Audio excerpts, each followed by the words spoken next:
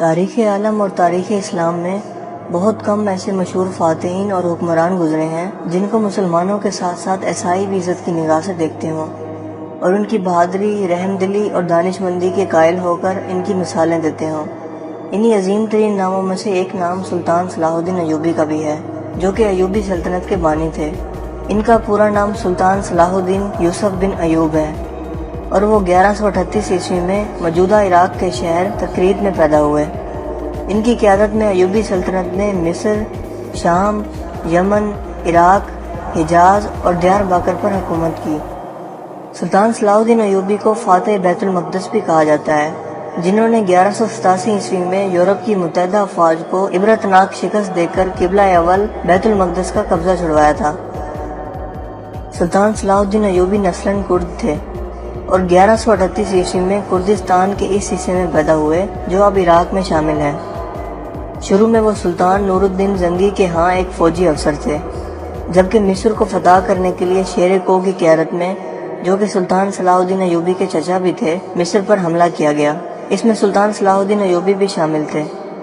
لہذا مصر کی فتح کے بعد 1171 عیسوی میں انہیں مصر کا حاکم مقرر کر دیا گیا۔ اسی عرصہ کے دوران انہوں نے یمن کو بھی فتح کر لیا۔ دوستو، نور الدین زنگی کے انتقال کے بعد چونکہ ان کی کوئی لائق اولاد نہیں تھی، لہذا سلطان صلاح الدین ایوبی 1174 عیسوی میں حکمرانی پر فائز ہوئے اور یہاں سے انہوں نے مزید فتوحات کا ایک سلسلہ شروع کیا اور دیکھتے ہی دیکھتے 1182 عیسوی تک شام، موصل، حلب وغیرہ کو فتح کر لیا اور یوں اپنی سلطنت کو مزید وسعت دی اور اپنے جنگی کارناموں میں نور الدین زنگی پر بھی بازی لے گئے۔ سلطان صلاح الدین ایوبی میں جہاد کا جذبہ کوٹ کوٹ کر بھرا ہوا تھا اور بیت المقدس کی فتح ان کی زندگی کی سب سے بڑی خواہش تھی۔ اس دور حکومت میں صلیبی بادشاہ اور جنرل رونالڈ کے ساتھ 4 سالہ معاہدہ صلح ہو چکا تھا، جس کے مطابق دونوں یعنی مسلمان اور صلیبی ایک دوسرے کی ممکنہ مدد کرنے کے پابند تھے، مگر یہ معاہدہ محض رسمی اور کاغذی ثابت ہوا کیونکہ صلیبی افواج مسلسل اپنی اشتعال انگیزیوں، قتل و غارت اور لوٹ مار میں مصروف تھیں، یہاں تک کہ مسلمانوں کے قافلوں کو باقاعدہ لوٹ رہے تھے۔ مگر حد اس وقت ہو گئی جب 1186 عیسوی میں صلیبی بادشاہ رونالڈ نے باقی بہت سے عیسائی امراء کے ہمراہ مدینہ منورہ پر حملہ کی غرض سے حجاز مقدس پر حملہ آور ہوا، مگر سلطان صلاح الدین ایوبی کو اس کی خبر ہو گئی، لہذا انہوں نے فوراً رونالڈ کا تعاقب کیا اور اسے حطیم میں جا لیا۔ لہذا یہاں ایک گھمسان کی جنگ ہوئی جس میں 30,000 عیسائی ہلاک ہو گئے اور اتنے ہی عیسائیوں کو قیدی بھی بنا لیا گیا، کیونکہ اس موقع پر سلطان صلاح الدین ایوبی نے جنگی سوجھ بوجھ اور عقل مندی کا مظاہرہ کرتے ہوئے ایک آتش گیر مادہ زمین پر ڈلوا دیا تھا، جس سے زمین پر آگ بھڑک اٹھی تھی، جس نے صلیبیوں کی کمر توڑ کر رکھ دی۔ تاریخی حوالوں میں یہ بھی لکھا ہے کہ اردن میں کرک نامی قلعہ کا بادشاہ رچنالڈ نامی ایک صلیبی بادشاہ تھا۔ حجاز مقدس کے لیے مسلمانوں کے قافلے اسی کرک قلعے کے پاس سے ہو کر جایا کرتے تھے۔ رچنالڈ نے ایک مرتبہ مسلمانوں کے حاجیوں کے قافلوں کو لوٹ لیا اور بڑے غرور میں بولا کہ بلاؤ اپنے محمد کو کہ وہ تمہیں بچا لے، اور یہ کہہ کر اس نے تمام حاجیوں کو وہی موقع پر ہی ذبح کر دیا۔ دوستو، یہ خبر جب سلطان صلاح الدین ایوبی تک پہنچی تو وہ غصے سے تلملا اٹھے اور اس موقع پر قسم اٹھا لی کہ جب تک میں اس ظالم کو اپنے ہاتھوں سے قتل نہیں کروں گا تب تک چین کی نیند نہیں سوؤں گا۔ اسی دوران تقریباً 3.25 سال کے عرصہ تک سلطان کبھی کروٹ لگا کر نہ لیٹے، جبکہ زیادہ نیند ان کو ستاتی تو وہ خیموں پر موجود پائیدان کے ساتھ ٹیک لگا کر اپنی نیند پوری کر لیتے۔ دوستو، دوسری مرتبہ اسی رچانڈ بادشاہ نے ایک مزید ناپاک حرکت کرتے ہوئے حجاز مقدس کی طرف اپنی فوج کے ساتھ لشکر کشی کی، مگر یمبو کی بندرگاہ پر پہنچنے پر اس نے موسمی حالات کا سامنا کیا اور اسے لگا کہ یہ اس سے مزید آگے نہیں جا پائے گا، لہٰذا اسی طرح وہ واپس لوٹ آیا۔ اس موقع پر بھی جب سلطان صلاح الدین ایوبی کو اس چیز کی خبر ہوئی تو انہوں نے رچنالڈ کے قتل کی دوبارہ قسم کھائی۔ دوستو، سلطان صلاح الدین ایوبی کو صلیبی اپنی حکومت اور نسل کے لیے سب سے بڑا خطرہ قرار دیتے تھے، کیونکہ وہ ان کی ذہانت، بہادری اور جنگی حکمت عملی کے قائل تھے۔ لہٰذا اس بار انہوں نے 12 عیسائی بادشاہوں کا گٹھ جوڑ قائم کیا اور سلطان صلاح الدین ایوبی پر حملہ کرنے کے لیے نکل کھڑے ہوئے، جبکہ سلطان صلاح الدین ایوبی اکیلا ہی اپنی فوج کے ہمراہ لڑنے کے لیے نکل پڑے اور یوں حطین کے مقام پر تاریخی جنگ ہوئی جس میں پورا یورپ سلطان صلاح الدین ایوبی سے لڑنے کے لیے نکل آیا، مگر پھر بھی انہیں سلطان کے ہاتھوں شکست کا سامنا کرنا پڑا۔ لہٰذا جنگ میں ہارنے کے بعد جب عیسائیوں کے یہ 12 بادشاہ سلطان صلاح الدین ایوبی کے خیمے میں بھیجے گئے تو پیاس کی شدت سے سبھی بادشاہوں کا برا حال تھا۔ سلطان صلاح الدین ایوبی نے سبھی کو پانی پیش کیا سوائے رچنالڈ کے،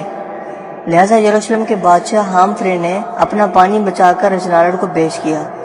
اس موقع پر سلطان نے ہامفرے کو کہا کہ یہ پانی اسے تم دے رہے ہو، میں نہیں دے رہا، کیونکہ اسلام میں اگر آپ کسی کو پانی پلا دیتے ہیں تو اسے امن کی علامت سمجھا جاتا ہے، پھر آپ اس شخص پر ہاتھ نہیں اٹھا سکتے۔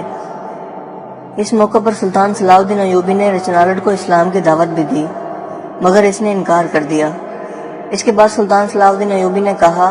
کہ میں نے تیرے قتل کی 2 مرتبہ قسم کھائی تھی،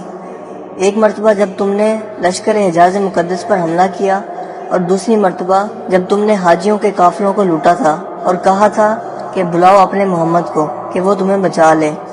لہٰذا میں نے ان دونوں موقعوں پر قسم کھائی تھی کہ میں تجھے اپنے ہاتھوں سے قتل کروں گا، اور آج حضرت محمد صلی اللہ علیہ وآلہ وسلم کا ادنا سا خادم اس فریضہ کو سر انجام دینے لگا ہے۔ جس کے بعد سلطان نے اپنی تلوار اٹھائی اور رچنالڈ کی گردن کاٹ دی، مگر گردن پوری طرح نہ کٹی اور ایک جانب کو لٹک گئی۔ یہ منظر دیکھنے کے بعد وہاں موجود تمام بادشاہوں پر کپکپی طاری ہو گئی۔ دوستو، اس جنگ کے بعد اسلامی افواج عیسائیوں کے علاقوں پر چھا گئیں۔ حطیم کی فتح کے بعد سلطان صلاح الدین ایوبی بیت المقدس کی فتح کے لیے نکل کھڑے ہوئے، اور 1 ہفتے کی مسلسل خون ریزی کے بعد آخرکار عیسائیوں نے ہتھیار ڈال دیے اور رحم کی درخواست کی۔ یوں بیت المقدس پورے 91 سال بعد دوبارہ مسلمانوں کے قبضے میں آ گیا، اور تمام فلسطین سے مسیحی حکومت کا مکمل خاتمہ ہو گیا۔ بیت المقدس کی فتح سلطان صلاح الدین ایوبی کی سب سے بڑی خواہش تھی، اور ان کا سب سے بڑا کارنامہ بھی تھا۔ انہوں نے مسجد اقصیٰ میں داخل ہو کر نور الدین زنگی کا تیار کردہ منبر اپنے ہاتھ سے مسجد میں رکھا۔ اس طرح نور الدین زنگی کی خواہش سلطان کے ہاتھوں پوری ہوئی۔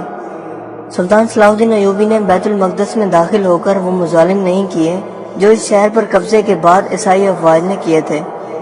وہ ایک مثالی فاتح کی حیثیت سے بیت المقدس میں داخل ہوئے اور فدیہ لے کر ہر عیسائی کو امان دے دی، جبکہ جو غریب فدیہ نہیں دے سکتا تھا، ان کے فدیے کی رقم خود صلاح الدین ایوبی اور ان کے بھائی ملک العادل نے خود ادا کی۔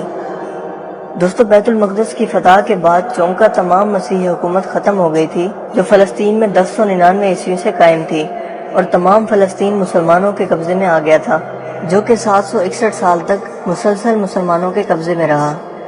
یہاں تک کہ 1948 میں امریکہ، برطانیہ اور فرانس کی مشترکہ سازش سے فلسطین کے علاقے میں یہودی سلطنت قائم کی گئی جس کا نام اسرائیل ہے، اور بیت المقدس کا نصف حصہ ان یہودیوں نے قبضے میں لے لیا۔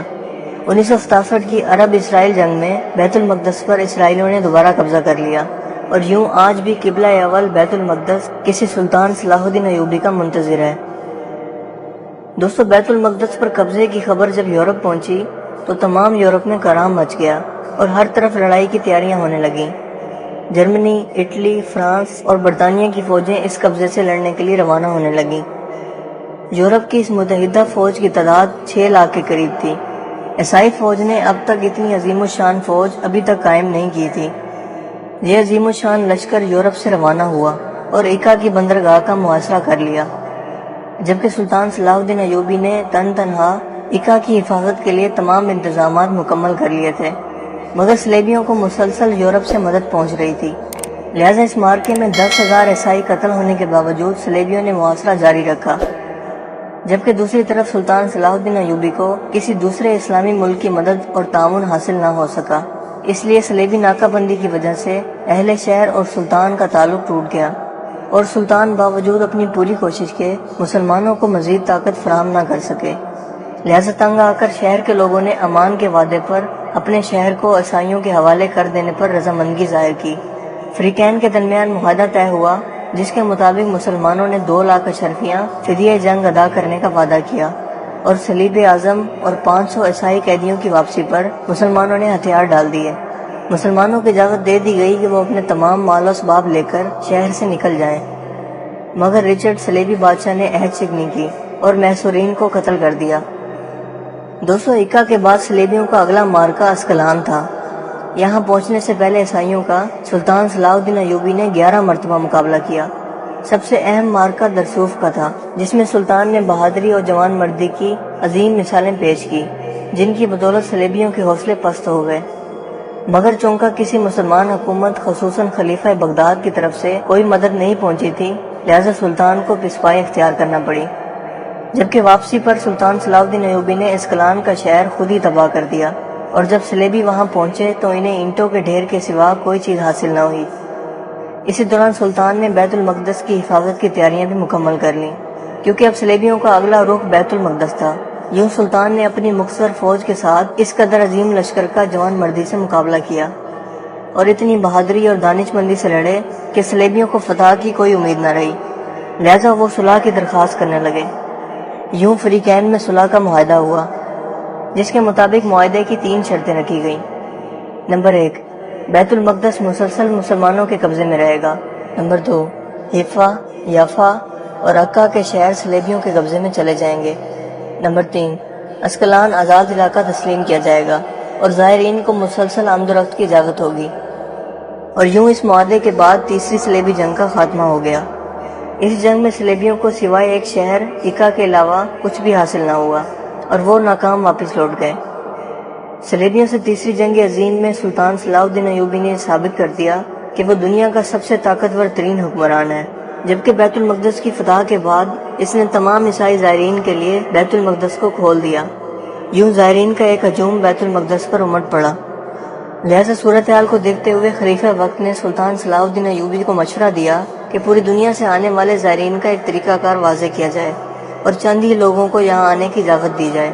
جبکہ اس کے جواب میں سلطان صلاح الدین ایوبی نے جواب دیا کہ لوگ پوری دنیا سے کئی سو میل کا فاصلہ طے کر کے یہاں زیارت کے لیے آتے ہیں، لہٰذا انہیں اس مقدس جگہ کی زیارت سے روکنا ان سے ناانصافی ہوگی۔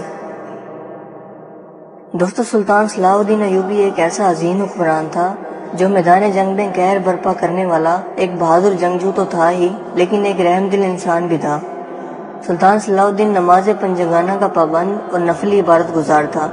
اس نے کبھی کوئی نماز نہ چھوڑی تھی اور نہ ہی قضا کی تھی۔ ان کے ساتھ ہمیشہ ایک امام موجود ہوتے تھے، اور اگر کوئی امام موجود نہ ہوتا تو یہ کسی عالم دین کے پیچھے نماز ادا کر لیتے تھے جو وہاں پر موجود ہوتا۔ سلطان صلاح الدین نے ساری زندگی جو کچھ بھی کمایا اس کا بیشتر حصہ صدقے اور خیرات میں خرچ کر دیا، اور کبھی وہ اتنی دولت جمع نہ کر پائے کہ وہ زکوٰۃ ادا کر پاتے۔ ان کی ایک بہت بڑی خواہش تھی کہ وہ حج کا فریضہ ادا کر سکیں، مگر وہ جہاد میں اس حد تک مصروف رہے اور نہ ہی اتنی رقم جمع کر سکے کہ وہ حج کا فریضہ ادا کر سکیں، لہٰذا یہی خواہش لے کر وہ انتقال کر گئے۔ دوستو، ایک عظیم حکمران بننے کے لیے ایک انسان کو ہمت والا، اصولوں کا پابند، مضبوط ارادوں والا، مگر انصاف اور رحم کرنے والا ہونا چاہیے۔